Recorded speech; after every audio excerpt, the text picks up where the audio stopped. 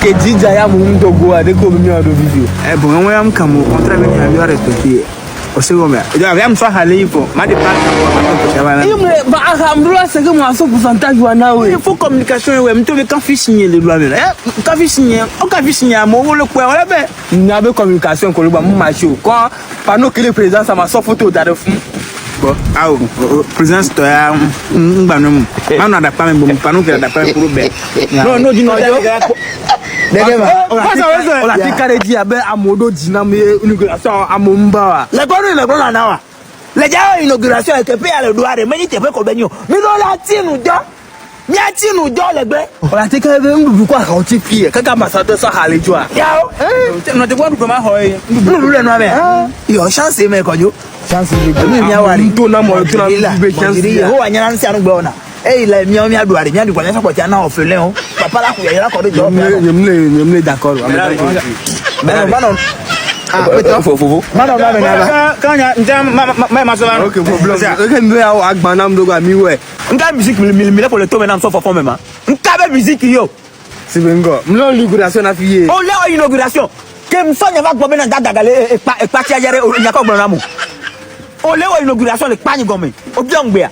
Oh, you me san mo maga bi ogbe na. On va le pour musique le to maintenant so fofo me kaka zen do mu le gbo e we va haya te pe le gbo na le yin haya no le gbo. Bon, you mu ha te pe le gbo no vi ogbo mu haya ko le la. No vi ogbo ha fi ke ba wu no vi o la. Nge. E di e ke le jan ka be la gba to san amega ngba mo va te funa no vi o lo. Jakpata ro de bi mu nyafu.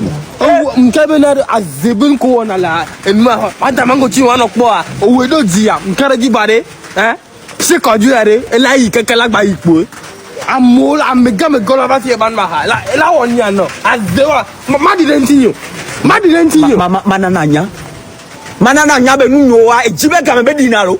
Ngba ma me npolo. Ngba te npolo. Ode mu lode yasie. Ola. Deke ko jola yasi Roma. Mado kereke na pastor. Oh, ma anti me va ore. O va dibe wa business ko wa no nu ya. Bon, do na. Kojo. Oh. Kete jenke tu gbegule nyo opo. Afoko gule ba na no na jojo.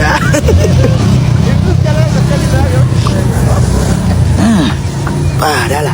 Ba ha be nu ona da. Nyanu ya le sesen lo le plus maro. To de kenaba.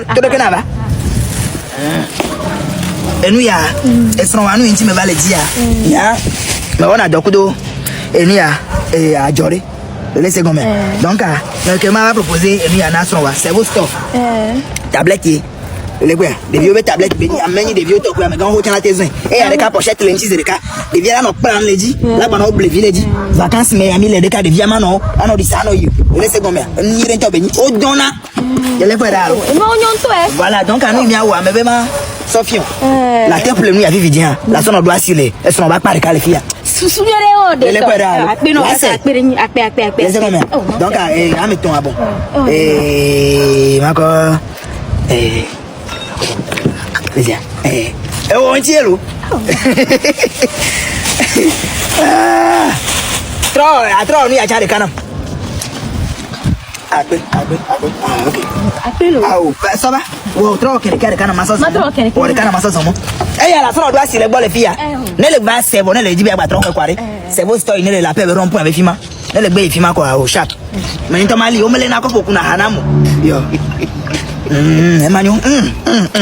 Wọ́n sì mẹ́sàn-án àfọ̀rẹ̀ kájí o.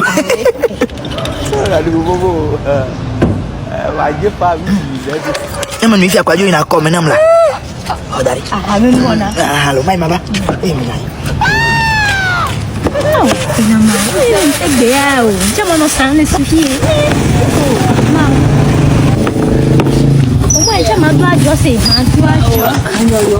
Baho bidon ba baho mala si soga dachi soga de na le fuma ti bere le ho bidon ko kin gbe la o ko la tele o la ti koko maxi jo soga o mi sande pe jare na ma o de shiri jem sande pe pe o de e ga ma ke mo je gbe alo o shiri o mi nya o de e ga mi so ple nu yo ko re si e ngo o egbe o po tablet ya dem le je ma no se parce que bo be nyem le je ma no go me o de yo so ga ka o dore ke ma so no bula yen gbola yo so ga ka so plo e ga kele funu e ga ko so dare na me sheri no ya wu me Oh, chérie. Oh, wabla wula. Kojo. Attention le bonne ma. Oh, chérie, Haji bare. Ah, bio, le quoi ma mon qui le dio. Tablette ya moula va fleur. Oh, Kojo, te bele do de tadira so perunchi oui. Bien sûr, eni ya de beni lo ba. Mo ko ya me mila selo. Kojo haji bare. No musi o ya la sela. E ji do ho na le. Oh, chérie, maula to ti la iramila. Eh, non miao. Bon, mdeku no le joare. Kokwe. Na ve di dare mo ba ja fil ba to mdeku kwa.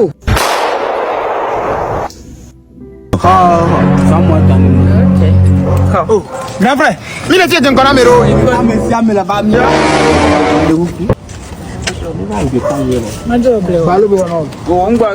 Milolia. Kojo no se se. Toyo mi leja.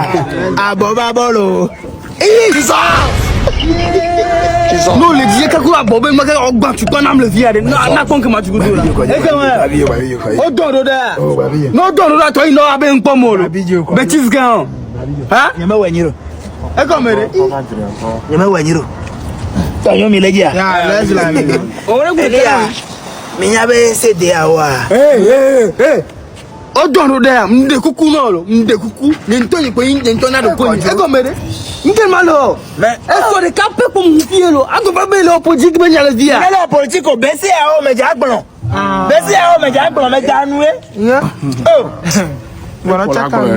Mele ko wa eni a Liviana. O ne na yin gba na mi information ko. nyam ko mje ma Kojo nyama ba wa Liviana. ka pe a pe Free food. Ambassadeur ba. Eh ma vous laissez. Et vous laissez galer si tolo. Ole kwere. Kojo ko ambassadeur ba lo. Ambassadeur bien.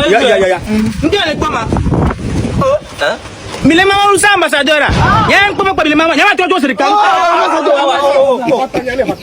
ambassadeur malina misomo la mi ramase mo la mke mi la mke mi la ambassadeur mko mi okpe ma soigner tromper bena o mana mo ke ambassadeur bana normalement logique mais o mo na ngori ambassadeur mko o mana mo lo no ke mi la mo ke mi ya ko français mais pendaison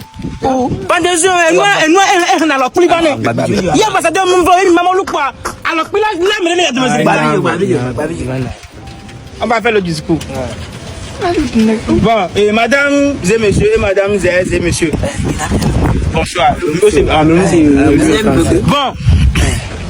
C'est français. Et dit Benny John, Benave, sommes ambassadeur et société à Joya. Chez Kojo, ni à Bobaba, à Bob Kligo, Wahada, Bahabenu,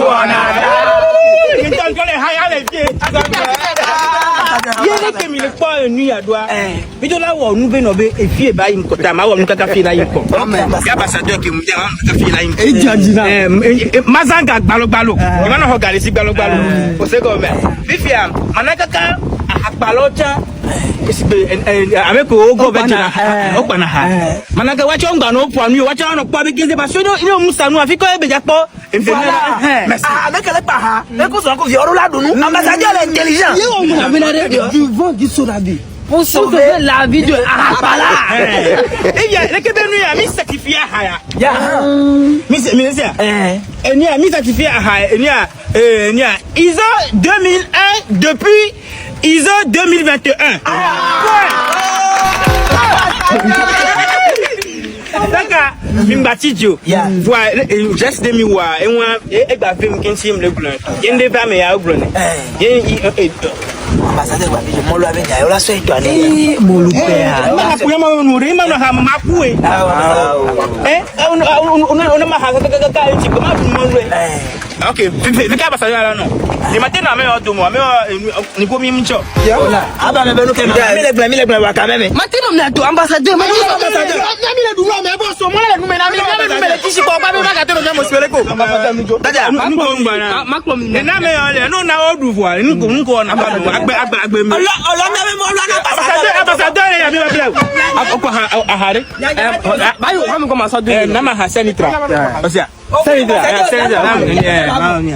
I'm bien à toi. I'm bien à toi. L'homme là, ambassadeur. Ma sorte de la mi vidje. On est là quoi? Wande. Molo jago.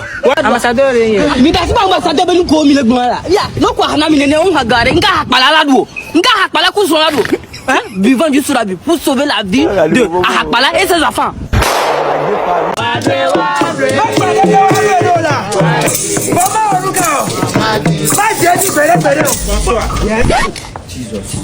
Jesus. Hey, the kaja nyem ba kuro nwa o ma kula wi video na po. E go bele mpo lo. Bonsoir ami. De kum leji enia Asha boy. Ede hugo me pa me fia, me ke me tena na me pa me gwa me ko. Oh, nke mva nyi mva ku tukara ke gbova. Leke mi ja wi video. Nda wo tukara ko mi onde ku ja Asha boy. Ko ile le yo me ke me tena na me pa me fia. Yo. Nde ku ke bara pa me fio. Non va pas dire le flanc que vous na kuma. Nkolo na edina hayalo. Ndekuku. Katala we nkolo na egube domiona. Katala we nkolo le tiare gomere. Le comité ka na to ti pa bia. Ya mo ba ho me au pastor mate dia wu. Edra wu me na me. Na wa sare. Ndogo hati opo se gomero. E gomere. Egbe futo opo wa nu si odo. Vous n'aimez pas le que parce que vous c'est comme quoi.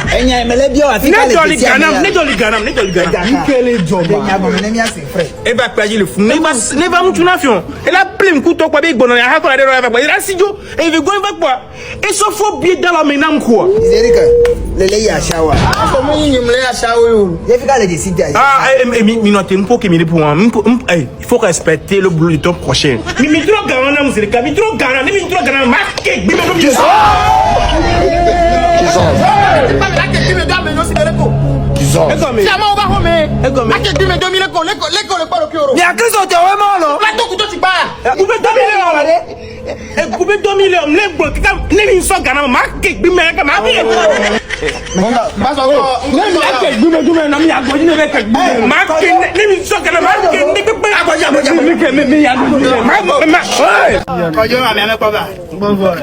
Jole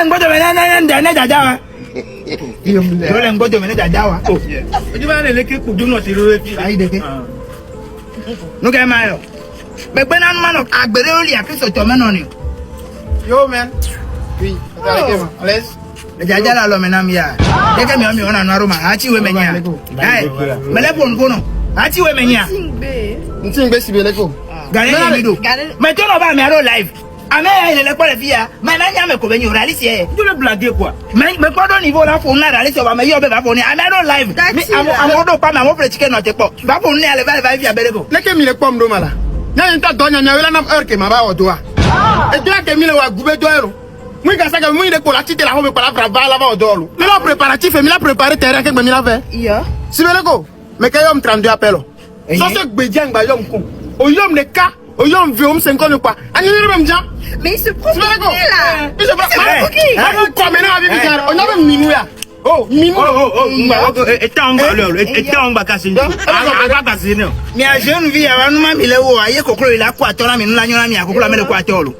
Me de kwa mo no te bai pour na mi. Victor hari envoyer hanam. On m'envoie Hané. Ha il me envoyer no so ka considérer madame ya. Fifi la base hala be pour no ya. On envoyer hanam ka ka considérer madame. Alors na le dole ntinye mawa. E ha de kanyi hamasia. Yeah. Me de kuna me le pompo na de sisi ale nkume. C'est ha. Il est payé, kokro kuna taye nous la ke. Nene koye, on l'a mani la foye nous la ke.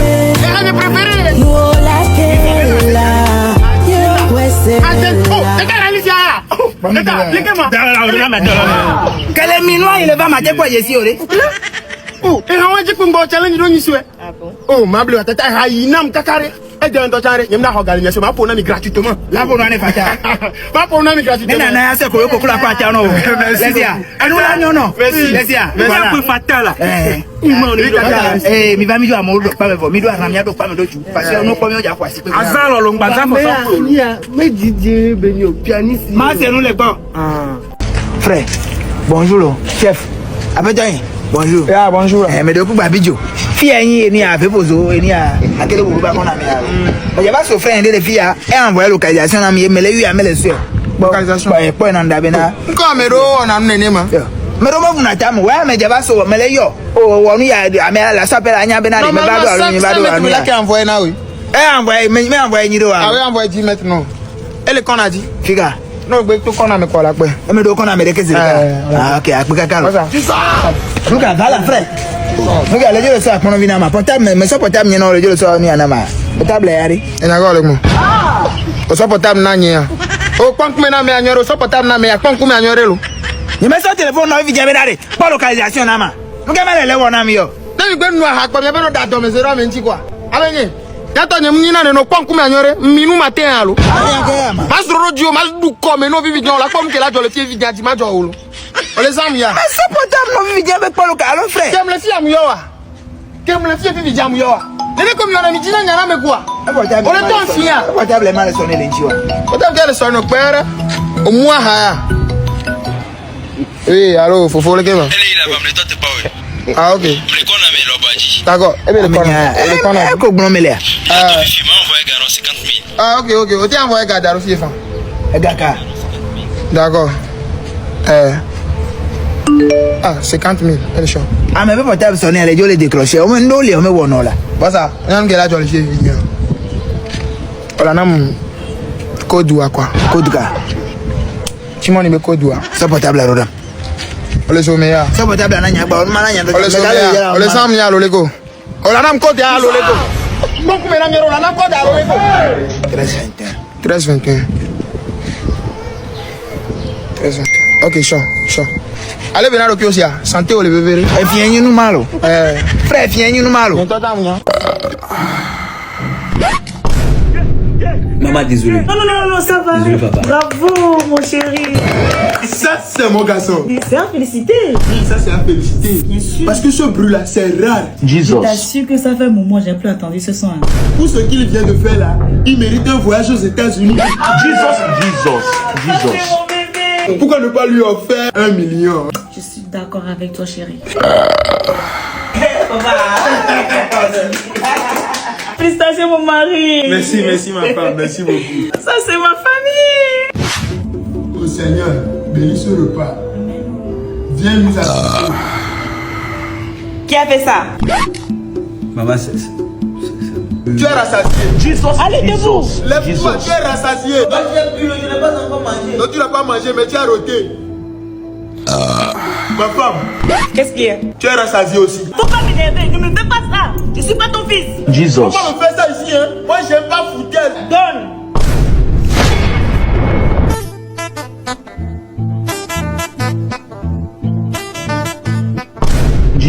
Mon fils. Oui, papa. Oui, papa. Faut aller derrière la maison. Oui. Tu vas trouver le groupe électrogène. Oui. Faut allumer ça, pardon. Ok.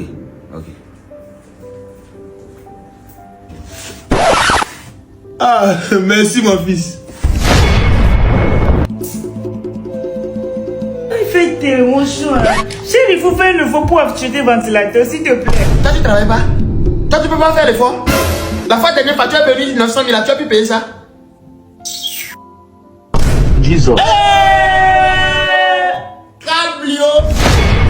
Le kwanu ile na. Tase olagba keke tare. Amen. Nuka Yehowa la ono. Amen. Papa be me ile na enu aye na na. O so gbe na mo me so gbe na o. Da si ma fonbo. Fofo yen. Na me yo mi a. Nyanya be nu evidence me yo mi. Mi gba bi jibe na gbese egbe me le yo yo. Ko yo da si ma fonbo. Izeri ku be so ina le fi ya. Happy. So yi me pa church ya happy ba po. Sigbele ke be wo ne kokoko ne nia. Enu yiye apeto ale wo na izeri ku do so a. Orola na nule. Ma wa pe me. Ye nyam na so kokolo vi fe ya. Kokolo ya nyime ko ya na su yin semen. Kokolo vi fe ya. Kokolo vi fe ya kojo. Hola. Elle a me domé, elle est bonne. Imité, elle est bonne. Ye nyam na so kokolo ya va benari. Haji boire. Ya so bana apeto akom fosa. Izere ke ba kokolo la sien. Be ma so kokolo so na ma wo. Wonu ina le be ma. Inya na so kokolo na ma. Amega kokolo abo. Amega kokolo gbejo. Ke ngbajo. Nidi ane amega ba bi on be fosa yo na re ma gbo be de. Enu ke le vem le nyanti pastor mle nyabe debi olo. Mule nyabe to di olo. Kaka so ke pastor ka fo me ba home. Ye be po me na re. Kokolo pon le be ba home ya. Ye pastor ne mi pe ba to ti pa pastor la be so en rola so kokolo ba la sabo. kokolo po mi kudo so be kokolo po ya. Mi kudo so yen kokolo po e lo. O ko sro be nu, na sro be ya na. Ba no von. Pastor Bongo. Oh, ba na po po. Enyare kala si ke gbo. So yama le kingo. Dibade. Non esron ade. Obi e ke gbo le kokolo ba. Enya de ke wa pa. Na o ko sro be kokolo. De ke ba bi egba na nu ma wo ma. Okay, on to be ave na ma wa lo pastor ibunu na ba na. Pas son biom nekbo. Nenyi ma bo blame yo, pas son biom. Ko ka ta ngunya da ifibe be mi le mo ke na yo. Ma we mnyambe ma we wonu ne. Ma wonu ne. Ma ko ko le pele ti o. Ma ko ko la lo mi pa so na pastor le ko. Mere. Ko le ti kaka. Mere esron ami kudo eto yin kokolo po a. Iku itoye. Donc on va na mu pa. Me so to on to yi kokula. Ka tu ko re ko le mama ko je ma pompo a. Ka tu ko re ko le fi o. Kokula ke ba ti ma gbajo lo. Kokula ba ti ma gbajo. Do e. Yo nya o so kokula be na pastor alo. Le nya me fi aba content. Nya me 20 ans mu lo me na so kokula be na pastor. No ba si ba no be be ja pe de pastor e. Kokula. I don't drive. Kokula. I don't drive.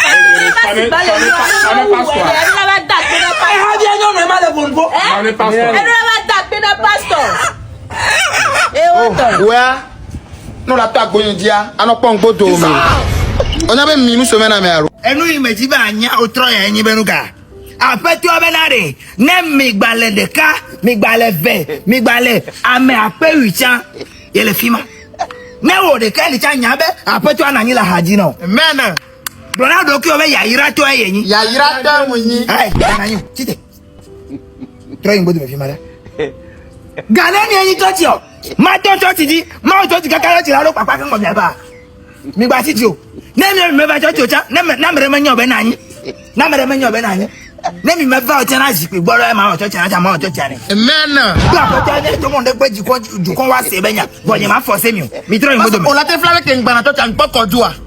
Mi bodo. Poko ju e do nyonu be ha po anyonu ame vere ra sia. Dogole ma mi fi ma da.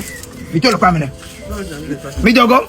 Church are ma wa ma ba no te pon mi enye ile ojo na fejo ni ma ba no te pon mi dogo e so ani mi gbon nya na re ga me ya ti fe ke mo pe are pastor me dogo e so ni siela dogo mi na mi tro pon ni so a mi a copy son 23 le feu jivana mi a copy 100 fois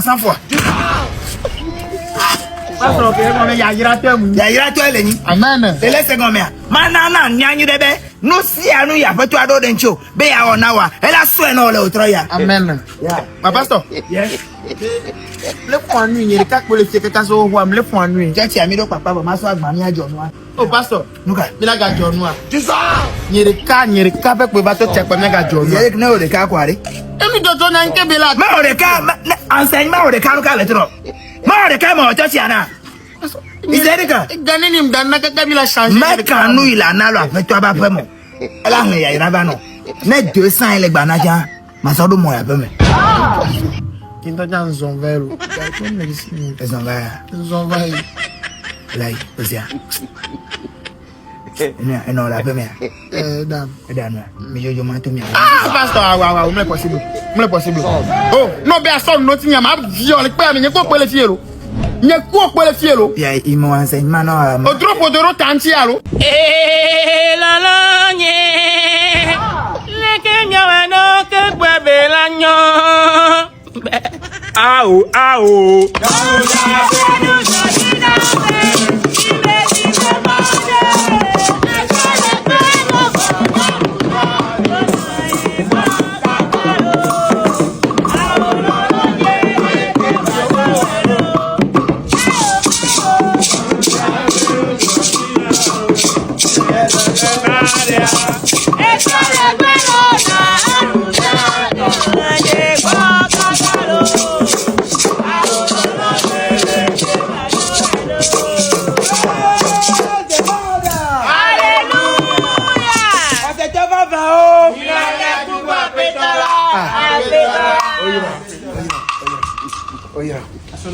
Hey, look hey.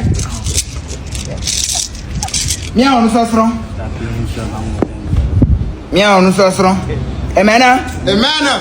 Amen. Na. Bi bon le fie là. Yo, papier mouchoir, je le gbé. Menade.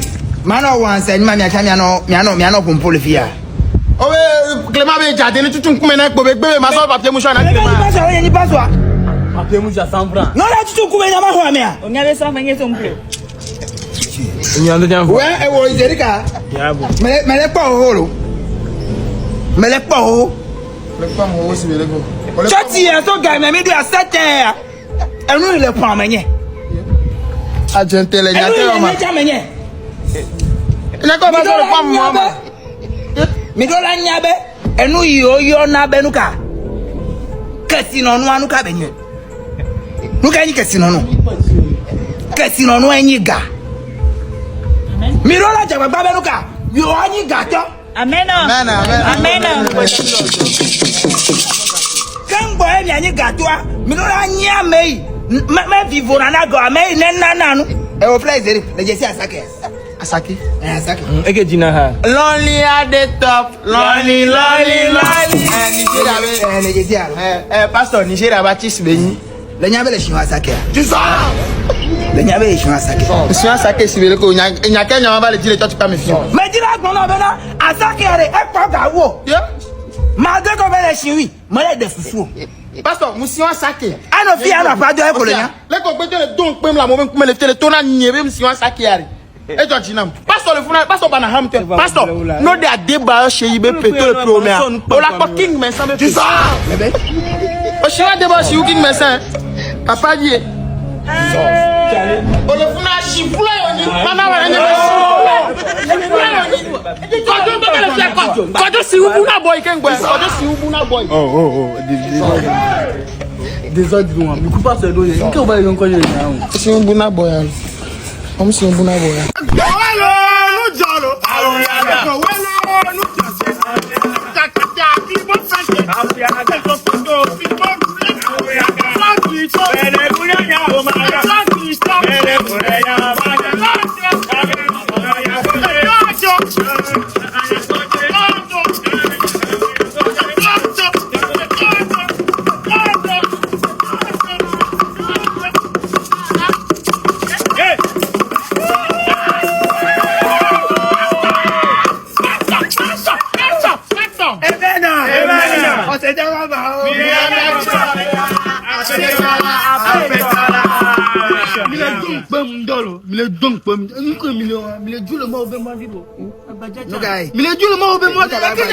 Ma se lu bobo hu enyin nu ya.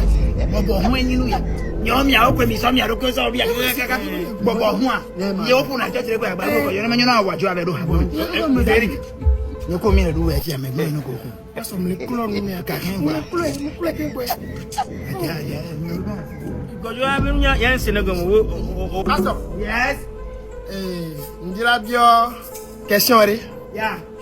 Ma kron be e wa video am le ha mi. Nyele nyi ha me fofua. Ta ndira nya. Nkente na be ha mle dafo. Nkente no mle so na mi le ha mo. Parce que odo church e fi didie. O kudo Gédéon Côte d'Ivoire toi. N'a que les promotions mais.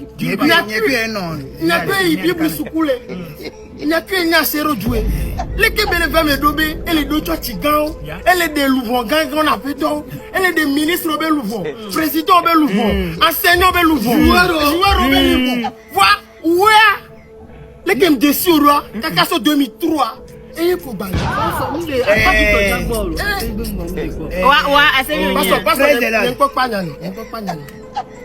Tu vois me dehors des passons.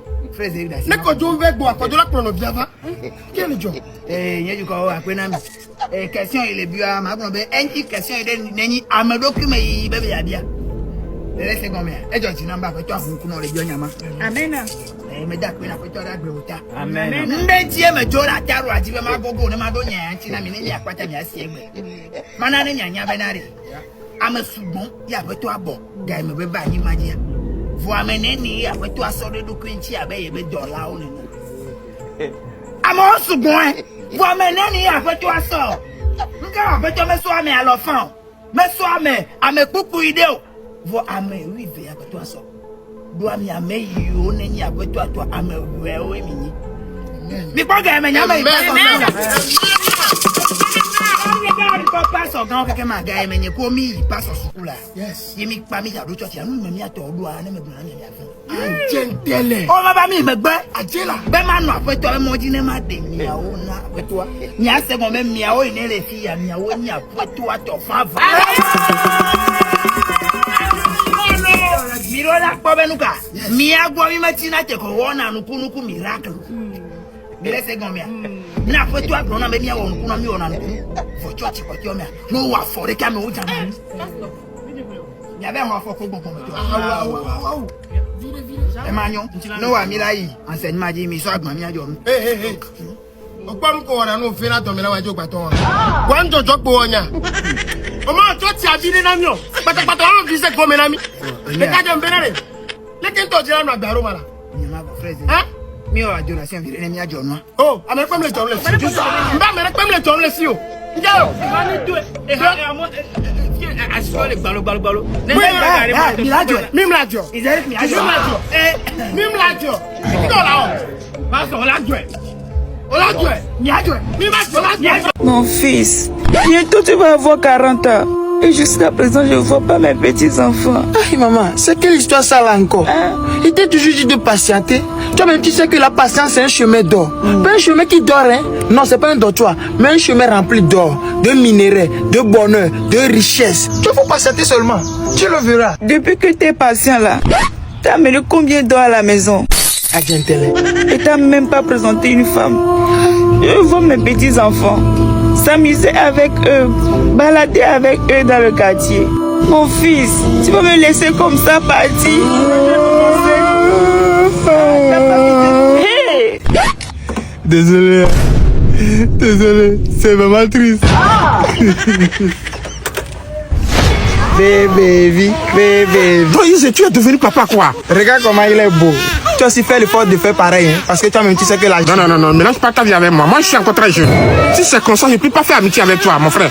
Hein? Tu es devenu papa, donc moi, je prends ma vie. L'amitié s'arrête là. À plus. Il a dit quoi de mal là-bas? J'ai terminé avec toi, mon frère. Ça va, bonjour. Hey, Junior, viens. Tu vas où? On m'a envoyé. Qui t'a envoyé? Jesus. Tu sais, moi je suis très jeune pour devenir papa, hein. J'ai que 50 ans. Donc ne mélange pas ta vie avec ma vie. Si c'est comme ça, on arrête l'amitié. C'est pas forcer l'amitié. Tu es déjà papa. Donc, à plus. Merci. Tu connais l'enfant là? C'est Junior, ton fils. Si tu l'envoies encore une fois sans mon autorisation, tu auras le choix de choisir entre marche longue ou marche courte ou avoir ton propre enfant. Chaque paix. Bonsoir. Mais de quoi les filles alors dans le sang les Nyawa.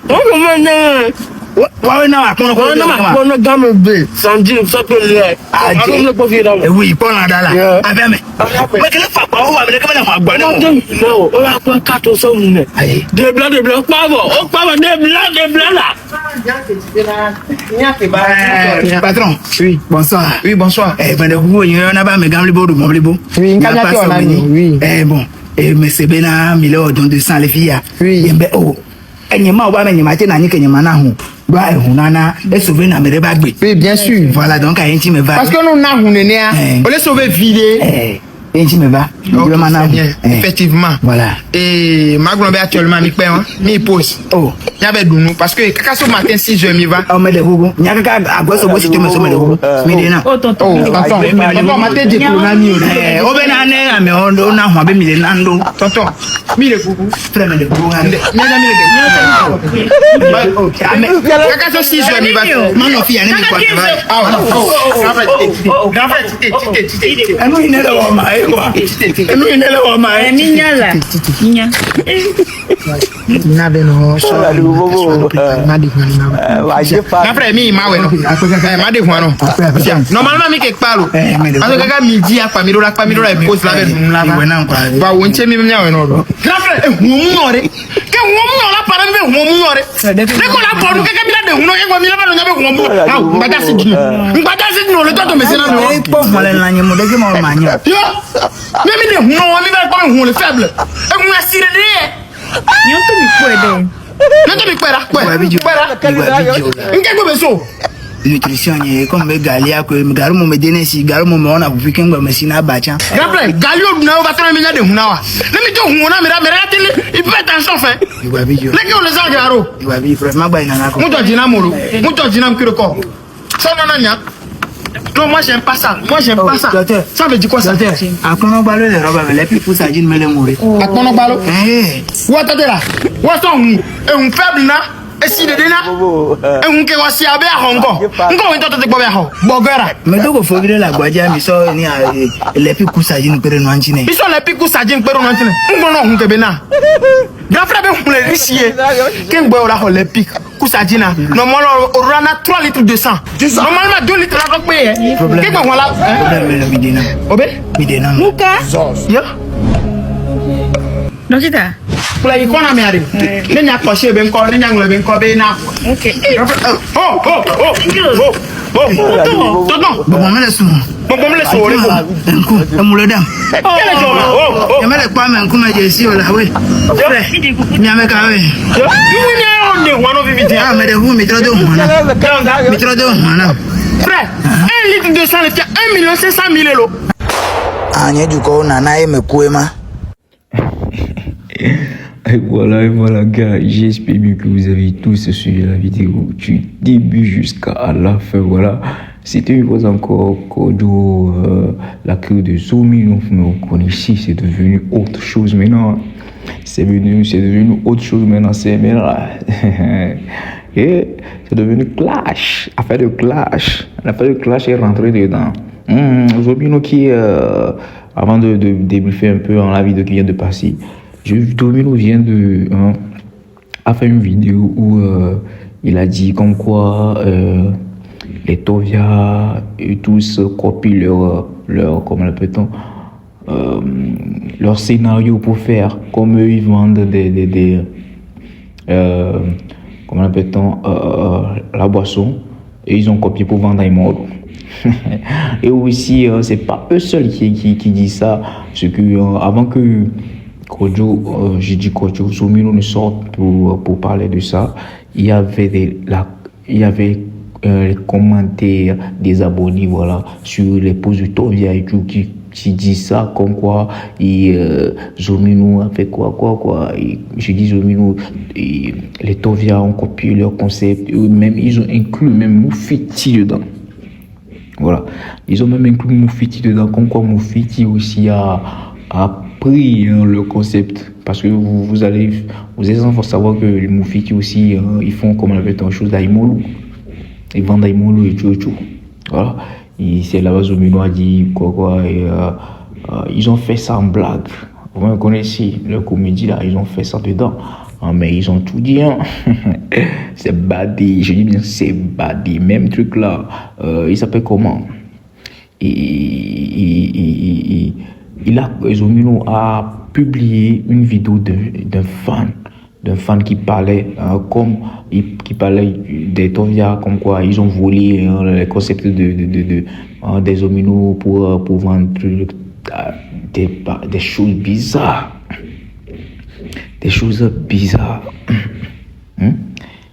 Et Zoomino a republié et même a fait vidéo collage avec cette vidéo là. Que pensez-vous? Vous pensez que entre les comédiens aussi, il y a des clashs, il y a des pics, parce qu'il y a des pics, parce que c'est ce que moi je vois actuellement, comme si entre les comédiens, il y a des pics, ils se donnent des pics. Ouais, ils se donnent des pics. C'est gâté. Jusqu'à ce que les comédiens se donnent des pics au Togo. Ah là, c'est autre chose. C'est autre chose. Moi, je sais bien que c'est les artistes qui donnent des pics, les artistes se donnent des pics entre eux, et les blogueurs aussi, un moment et tout. Et qui aussi. Mais jusqu'à arriver aux comédiens au Togo qui se donnent des pics. Voilà, c'est devenu une autre chose. Voilà. Et pour m'exprimer sur la vidéo qui vient de passer, les gars, c'est du masterclass. Comme toujours, ils font du très bon boulot. Félicitations à eux. C'est pas facile. C'est pas facile d'avoir une idée, de travailler sur cette idée-là, et que ça donne ce que ça donne. Et on voit là, c'est pas du tout facile. Mais ce que moi je peux leur demander, courage à eux, que le bon Dieu continue par les inspirer, leur donner de l'inspiration qu'il faut pour qu'ils puissent aller loin que cela. Puissent aller loin que cela. Voilà. Bon, vous savez, c'est pas facile. C'est pas du facile d'avoir de l'inspiration et de faire travailler cette inspiration et donner ce qu'eux ils ont fourni là. Donc ce qu'on peut dire, prier pour eux, pour que Dieu puisse leur donner plus d'inspiration pour aller loin, puisque là où ils sont, aller dans les pays extérieurs, montrer leur talent, ce qu'ils savent faire, qui est le comédie, et montrer leur talent et pour que le pays aussi ait des trucs. J'ai vu quelqu'un parler, il s'appelle Shango, qui a parlé des Badamassi, comme quoi si les Badamassi étaient réunis, étaient unis, aujourd'hui, le comédie togolais allait aller loin. Et moi-même, je vais confirmer ça, vraiment. Si les Batagogues, ils étaient là encore, bon, c'est du tuerie, parce qu'il y avait des talents de ouf. Il y avait des talents de ouf. Badamassi, Gogoligo, Follow, les gars, des masterclass. J'imagine si ces gens-là étaient là encore, le comédie allait être à un autre niveau. Les Togolais allaient mettre le coup. Parce que ces gens-là, ils parlent bien le français. Couramment le français, hein. C'est pas de la blague, ils parlent couramment le français. Si je veux faire aussi les comédiens en éveil, ils le font très bien aussi. Même si en français, même ils le font bien. Je vous assure. J'imagine si ces gens-là étaient là encore. C'est du masterclass. C'est du masterclass. Mais bon, bref, on ne va pas dire comme ils ne sont pas là, les autres qui sont là, on ne doit pas les soutenir. Les gars, soutenons-le, les vivants, soutenons-les. C'est très important pour que eux aussi savent que voilà, ils sont en train de faire quelque chose qui est le travail, rien que le travail. Voilà, je crois bien que je vais vous laisser ici. N'hésitez pas à partager, à liker. On se capte après pour une autre vidéo. Ciao, ciao.